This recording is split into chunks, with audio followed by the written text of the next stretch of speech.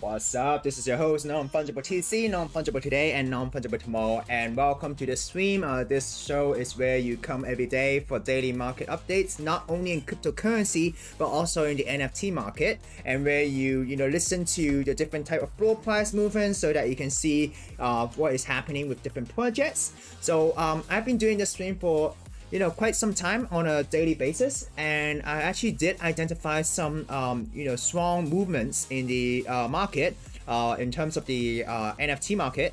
And today, wow, look at the market, it's just so bullish for some reason, and I'm gonna talk about it. So anyways, before so let us look into the cryptocurrency market. We see the market today, everything is kind of like going down, but there are some exceptions in terms of the 24 hours change. Cardano is going up while all the other tokens are kind of going down, but these are only a few percent drops. I was listening to different type of YouTube channels today. I only finally gotten some chance to listen to different type of YouTube channels, and it seems that a lot of cryptocurrency commentators believe that April is gonna be a bullish month for cryptocurrency. It's gonna be bullish for Bitcoin because if you look at the historical data of Bitcoin's performance, April is usually a good month, right? So everyone is kind of bullish, but even though everything is down, right? If we look at the total crypto market cap, right? Although it's a decrease over the last day, compared to last Friday, there is an increase of the total global crypto market cap, right? And it seems like there has been a decrease in the total volume in DeFi and also in stable coins, right? Which kind of means that, hey, I think the money is actually going into tokens, right? People are now buying tokens. People are accumulating tokens in anticipation for April being a good month. So even though things are down, Bitcoin is still holding at 46,000. Ethereum is also at 3,400. So if Ethereum is at 3,400, right, we are still above the support of 3,000. We are still above that psychological feeling that, hey, things are still holding up because Ethereum is still at above 3,000, right? So that's it for the crypto market. I want to talk about the NFT market, which I was talking about. As you can see, I'm not going to go into details like in my previous stream on why there is a floor price change, since there's a lot of major floor price changes today. But I want to talk to you about why tracking these floor price changes and doing your own research on these floor price changes pay dividend. For example, I was talking about crypto brokers for some time already, right? Today, they have a 53% increase in floor price in just 24 hours. So now they're trading at 5.14 Ethereum. Back then when I was covering this was around 3 Ethereum. And when I look into it, we see that, hey, the team is developing like a Dungeon and Dragon type of mechanism, and they're trying to share more and more lore behind the story. So by paying attention to these floor price movements, would one day definitely pay dividend, right? And at least it explains to you why these projects are moving, so that you would know how to identify potential good projects that already sold out in the mint for the upcoming development, right? So Francis are 69.77. So this is the reason why. Look, it's only trading at 0.46, right? So it has a rough beginning, but it is sometimes a floor price movement is because of some of the prices going a bit too down, like going down too quickly, and then it if someone lists it quickly, like in a higher price, in a short period of time, you can see these movements. So some of the time these floor movements are good to see, but it doesn't really reflect whether there's an update. But Francis, I think they're still doing like a review soon. Like I think you can customize the NFT or something, right? So that's why there is still like a demand, even though it has a rough mint back then, right? So you see Emperor's 21.66, but then you see how passes with a 50.1%, right? So how passes, I talked about Muri at the same time. In the past, Muri is finding at 0.97. Back then it was like a week ago, it was a 0.6, right? So not bad for a movement, right? But if you scroll down, you'll notice that DoorDazzle, which is a project I talked about in the past, where we noticed that one day there was a significant movement, and now they're trading at 0.66. Back then Sandbox bought a few 11 DoorDazzle, so people are kind of bullish and at the same time. So Starcatcher has a 56.05%, right? So you can see some of these big movements are actually quite big, but in terms of the base value, it's actually 0.24. So it isn't really that big in that sense. But it is big in the sense of the projects individually. So you have to analyze each project individually to look at the floor price and why are they going up. F Crystal 31.06, and then you have different type of projects. in general, kind of a mixed market. But there are some projects that are definitely running with huge percentage gains, right? So definitely when you see this, right, don't just take my word into this, right? Click into these projects and look at the Twitter, search the name of Twitter. Oh, and also I was looking at the other side at 71%, right? Change, right? So click into these names, look at the individual reasons why they're going up and decide whether it is a good time to buy or not, right? So moving on to our daily news, I want to talk about Pudgy Penguins, right? Pudgy Penguin is a project I've been covering when it was around 1 ETH, right? And now they have an 8.69% change, but within like a weekend, they had like 2 ETH change. And the reason for this is actually Pudgy Penguin Ethereum NFT collection sold to Netz Capital for 2.5 million. So basically what happened is that Pudgy Penguin is an NFT collection on the Ethereum blockchain. People were questioning about its leadership. People didn't like what Cole is doing in the space. So everyone was, rallying, saying that, hey, we want a new leadership, right? So Netz Capital, Lucas Next, who's someone who's in this space, which I also covered last week and the week before, as we can see the floor price movement of Pudgy Penguin moving like 10 or 20 or 30% last week, because something is happening, right? So always you have to monitor these floor price, do your research and to understand whether there is upside potential, right? So what happened is that Lucas Next bought the Pudgy Penguin IP.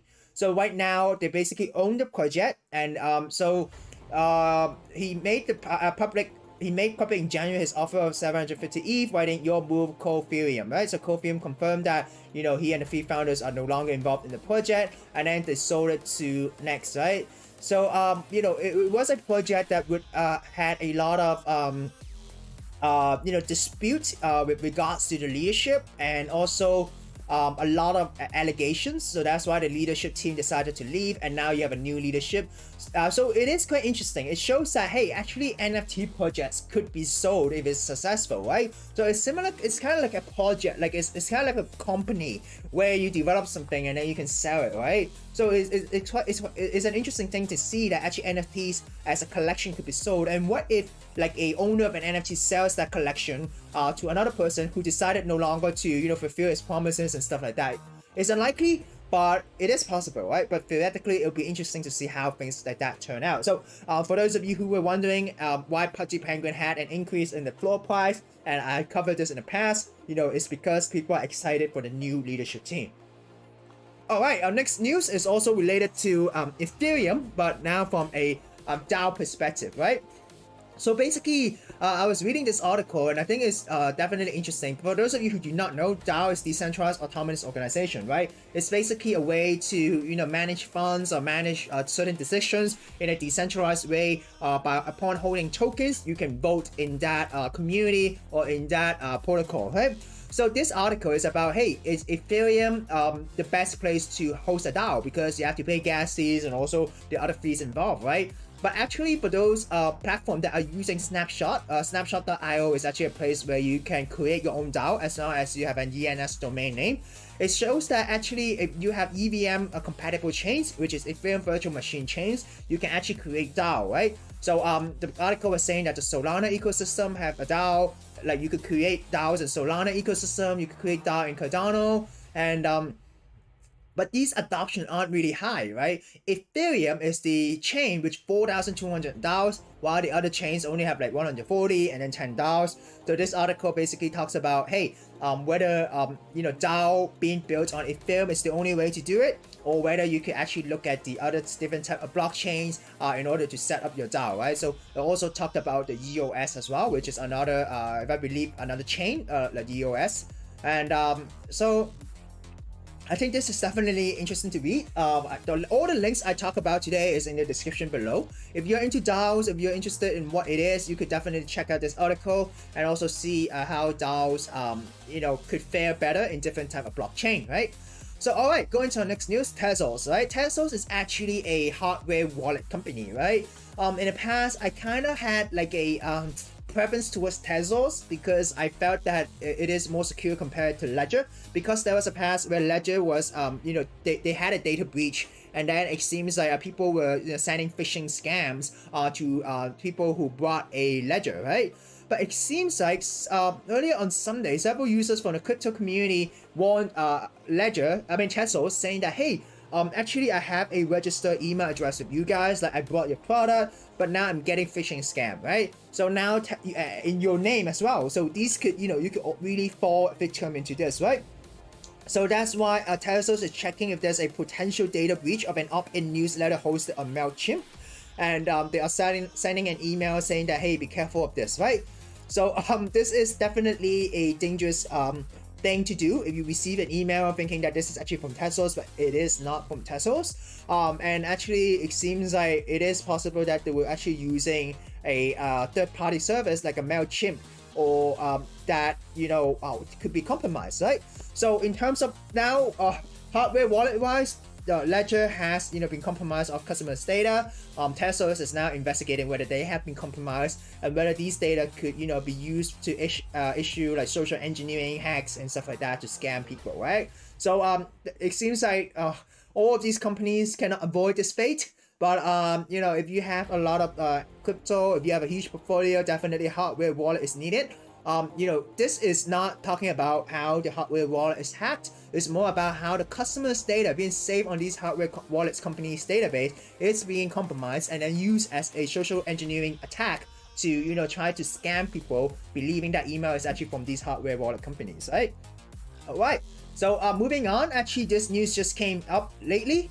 Just an hour ago, Elon Musk actually bought 9.2% stake in the social media company Twitter, right? So Twitter shares soar more than 20% after Elon Musk does this, right? So basically now Elon Musk owns a 9.2% passive stake in the company, according to the SEC filing released Monday, which is actually today. And there is an increase in the share price. But it is quite interesting because Elon Musk, what he did is that, and it is a very cool way to flex your wealth in a sense that, hey, Elon Musk was saying on Twitter, given that Twitter serves as a de facto public town square, failing to adhere to free speech principle fundamentally undermines the democracy. What should be done? So why not purchase the company? So basically what Elon Musk is saying is that, hey, since everyone is expressing themselves on Twitter, if you are being limited in your free speech in this platform, this actually undermines democracy, right? So how can we protect democracy? So it seems like the way is to buy the company, right? To buy 10% shares of that company. But could Elon do this because of some other agenda? Could he be buying Twitter because he knows something is up with Twitter, or how is this related anything with Web 3.0? Because Twitter has been a company that really embraces cryptocurrency. Jack Dorsey, even though he left the company, was a very pro crypto, very pro NFT, and Twitter is actually the first company that has provide a utility function to NFTs for making a verified NFT profile picture, right? So definitely interesting news about Elon Musk buying Twitter. Best way to flex your money. And I'm actually talking about NFTs and stuff like that, right? I want to talk about one news that happened locally in the city where I'm from. I'm not sure if you know this guy. So his name is John Zhang. So John is actually the previous financial secretary of Hong Kong, right? So he was actually a financial secretary that went against Carrie Lam in terms of voting for the chief executive, right? But since then, after losing to Carrie Lam, he decided no longer to pursue things politically. He no longer worked as a financial secretary, but then he became like he has been investing in different type of technological startups, building his own brand, right? So interestingly, he's basically launching his own NFT, right? He's launching a collection of 3,000 choye. Choye basically is like the fortune of wealth in Chinese with the people of Hong Kong, and hopefully to send some positive energy to the city, right? So he's gonna be sending 6 items over the course of 12 months. Maybe nice things like a poem, a song, or some articles, right? So basically, it is quite interesting how people in Hong Kong are starting to embrace NFTs, especially someone who has a high profile or who is a very popular person with a lot of following is actually launching his own NFT. But a lot of details are not out yet. Where this NFT is gonna be hosted at, which blockchain is it gonna use is not out yet. It's gonna be released on April the 11th. So definitely keep an eye on this. I think it's quite interesting if you're from Hong Kong, to see the chief, the financial secretary starting to get into NFTs as well. like the former financial secretary, right? He's no longer the financial secretary now, but he's a former financial secretary. And it's interesting how he worked with a Japanese artist, Yusuke Yamauchi, to mint to create this NFT, right? So that's it. I want to talk about the metaverse. Actually, the Citi actually recently came out with a report talking about the metaverse, saying that the metaverse economy is as large as 13 trillion by 2030, right? So Citibank thinks that, hey, the metaverse could be valued at 13 trillion in 2030, and they were actually comparing about different type of content consumption. For example, they were comparing like streaming content, like video content, and also metaverse content. And then within the report, it's actually 100+ page, but I think it's very interesting in the analysis that they did. And also it's very interesting to see how they incorporate a lot of key opinion leaders or key leaders from Web3, talking about DeFi, talking about the economy in the metaverse and things like that. So that's why I'm not gonna focus too much on this article today, but you could actually go to this link and then actually go to Citibank's website to access the report, right? But instead, what I'm planning to do is that tomorrow's episode, I'm thinking of doing a deep dive in the metaverse, right? So I want to talk about the report done by Citibank. I'll be doing a live stream at the same time, 1 p.m. UTC. I'm gonna do a deep dive into Citibank's article about the metaverse and on how they construe the metaverse, limiting to VR and AR wearables compared to construing metaverse in a broader aspect, which gives it a 13 trillion valuation, right? So I will do one stream dedicated to this report tomorrow. And the day after tomorrow, what I want to do is, because I really want to add value to you, and I do think that these market updates, you could actually do some research on your own. So I want to talk about these reports. I want to talk about reports that I think are interested in, and I want to share on my stream, right? And also, point you to the direction. Hey, if you're interested in DeFi in the metaverse, you can look at this section. If you're interested into digital asset ownership, you can look at this section and so on, right?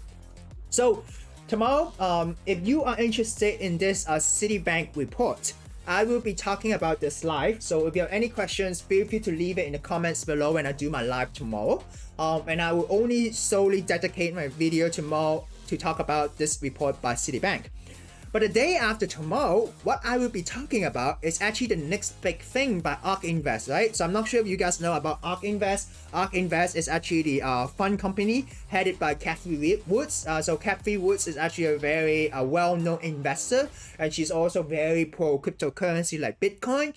And so every year they release a report called the next big thing. So they have released the 2022 version of the next big thing just a few days ago. So I want to cover that report as well on the day after tomorrow. So if you want to go into a deep dive into these reports, if you want to know the juicy part, you want to know about what I think about these reports, feel free to come to the stream tomorrow and I'll talk about it. So tomorrow and the day after tomorrow, I will not have, in case you miss it, but I will talk about the reports. And I hope that by giving different type of daily content, you would learn more. And also you will try to really appreciate what is been happening in the space, right? So the reason why I really want to talk about the Citibank report is that they see the metaverse as the next iteration of the internet, right? Rather than just a website that we see. What if this website could be seen in the virtual world or could be experienced, right, using really 3D avatars and things like that. So anyways, talking about the metaverse, I want to talk about Shiba Inu, right? Shiba Inu is actually the meme token after Dogecoin got its popularity, right? So there has been a rivalry between Dogecoin and also Shiba Inu back then. There was a time where it was the battle of the meme token. Dogecoin would increase by 10 or 20% in a day, and then next day Shiba would go about like 20 or 30%, and then they were fighting against each other and stuff like that, right? And even Elon Musk kind of quoted a Chinese poet maybe about Dogecoin and Shiba Inu, we never know. But actually the Shiba Inu token is planning to launch the metaverse. So I decided, hey, why don't I talk about the Shiba Inu metaverse today, right? So if you're interested in a quick view about how the metaverse is gonna work, you could definitely check out this article. But now we'll have a deep dive in SHIB the Metaverse, right? So basically the whole concept is that Shiba, they issued a few tokens like the Leash token, Shiba Inu NFT. And so if you own these tokens, you can stake them for a chance to, bid these NFTs earlier than other people, right? And then After that, they'll have a public sale. And so how many land they're gonna have? They're gonna have 100,595 land that will be unlocked over time. But in this introductory phase, only 36,431 land would be reviewed, and only 32,124 will be available for purchase. And then with this locker feature, they could promote early access to the entire map, and also reward the community holders. So in order to mint this, you have to reserve, like stake your token, and then you could acquire land on the land owned box, and then you can mint your land and all at once to avoid multiple transactions, right? So you can use a wallet that supports Ethereum blockchain, so they suggest using MetaMask. And also, what you would need is that in the first 2 stages of the introductory phase, you'll be required to lock leash, which is the token, or Shiba Inu through the locker feature. And then after that, you could bid the land using Ethereum. The reason why they want to use Ethereum for the transaction is that they don't want to dump the price of the Shiba token or maybe the leash token, right? So that's why they're using ETH, and also they plan to use the ETH to pay the developers to build this metaverse, right? So I think this is quite an interesting approach. There's not much to read here. What I would suggest is to check out another article that the link is in below, where Shiba really talked about what they plan to do, right? So what is the metaverse, right? So basically they want to create a metaverse that talks about the history as a community, right? As we all know, the SHIB army is actually a very strong community, right?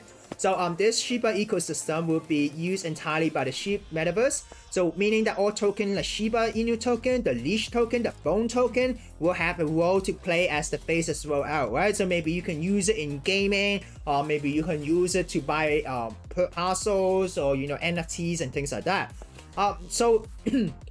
Right now, all of the updates will be at the SHIB.io, and this is the official Metaverse website.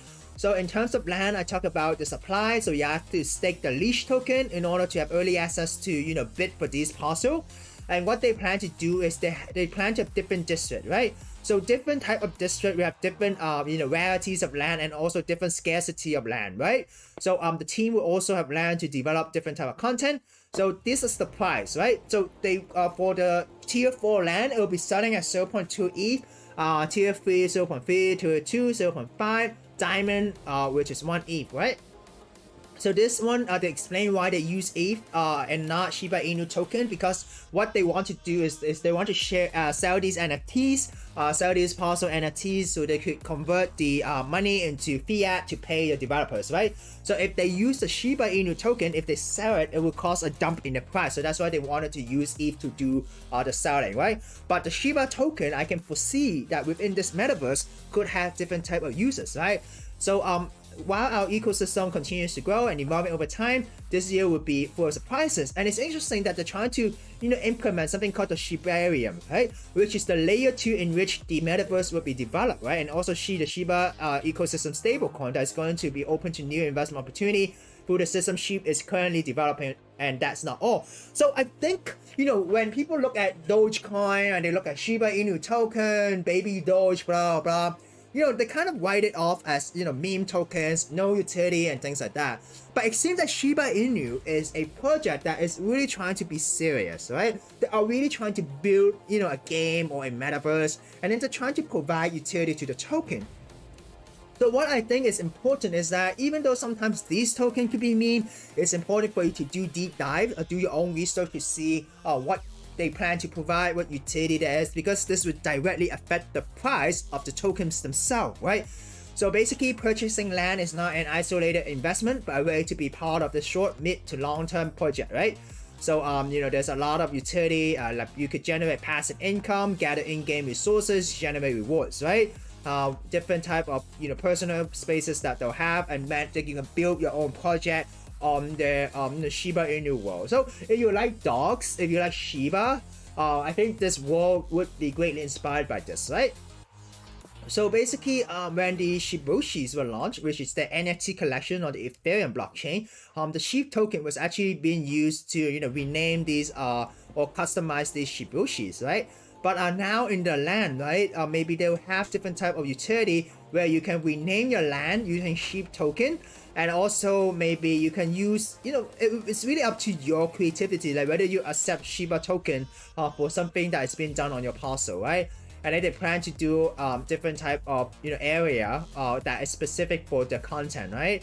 So this is the land sale detail. If you're interested, check this out. Basically, you just stake lock the tokens, the leash token, in order to have a pre-sale early, and then you can bid. And then after that, or you could stake your Shiboshi NFTs in order to have the early bid. And then they will have a holder event. So people, there was a snapshot, I believe, for some holders, right? And then you have the minting assets, right? And then after that, you'll have the public sale, and after the initial 10 days, after from stage 1 and stage 2, public sale will begin. And then they also have some limits, like how many asset limited to lock time, and also rewards for the holders. What they'll do is that if you stake these tokens, you'll get yield, I think, and then they'll distribute 3% of the funds coming from the land sale events into the yield pool, right? So basically, holders would be rewarded in the ecosystem. So I think if you are a Shiba Inu token holder, this is definitely great for the community. Number one, you join Shiba Inu because you like the memes, right? So if now they're building a metaverse, a world using the memes, definitely it provides value to your tokens. It is great for you. But I'm curious in how it looks like. What utility it has. Does it have any tools where parcel owners, land owners could build their own experiences? Is that different type of breeds of Shiba that you could find in the metaverse? So right now they're trying to in the final stages of signing a contract with a AAA game developer studio.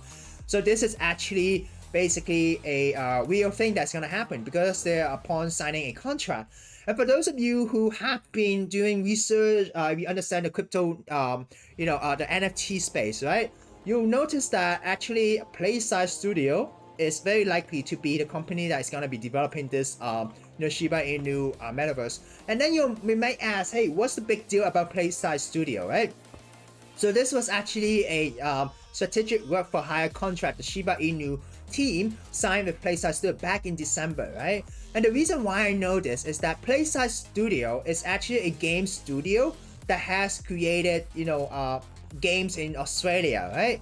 But not only that, so basically this strategic agreement is that, hey, they're gonna work together, they're gonna maybe help build something together, right? But Playside Studio, I'm not sure if you guys heard of Dumb Ways to Die, right? So Dumb Ways to Die is actually a meme song that went viral, and then they actually issued a Beans NFT on the Ethereum blockchain a while back, which I also covered in my video.